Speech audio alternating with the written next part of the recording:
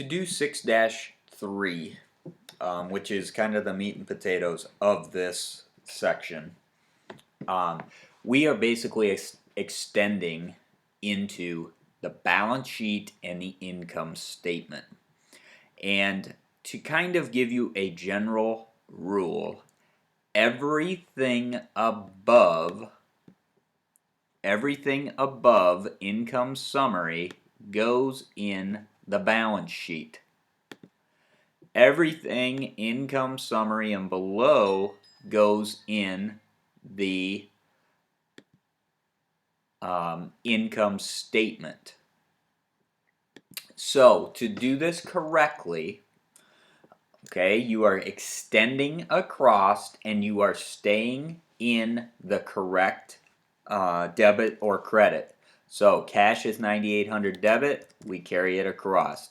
150 is petty cash debit, we carry it across. 27.95 debit, carry across. Then we get to adjustments.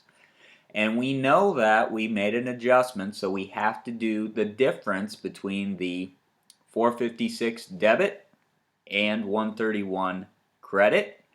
And you should get 325. And again, we have a debit balance of 500. Then we get into accounts payable, which has a balance of 555. Credit, then we get a credit, 14,885 and 3,400. Whoops, 3,400 is the debit number. And as you can see, I just made a mistake, and that is exactly what happens here. People make typos. Then we go down to the income statement. We do the exact same thing. There is nothing in the income summary at this time, therefore we leave it blank. So it's going to be 4320, and you will find that the majority of these are going to be in the debit because they're expenses. And as you can see in insurance expense, there's nothing here, but there is in the adjustments. So it's going to be a 250 debit, 378 debit, 131 debit, and 1100 debit. And then we add up the columns, and you are going to find out that they are not going to balance, and that's perfectly okay because you're going to see how we're going to handle this here shortly. Or I hope. And you can see we have a little bit of an issue that our totals don't balance. But we get back here, and now we're going to deal with what is called net income. And how do we know we have a net income? We know that because our sales are bigger than our expenses.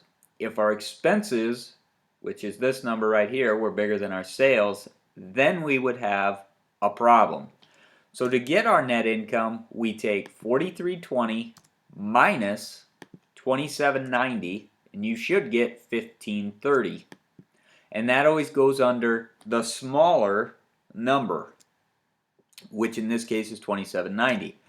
Then we do the same thing on the balance sheet. We subtract those two, and we get 1530, and we put that under it, under the smaller number. Then we just go through and we re-add, which is going to be very simple, these last two numbers together. You get 4320, 4320, and then we should get 16,970, and if we add these two together, we should get 16,970. And to show that they balance, we put in our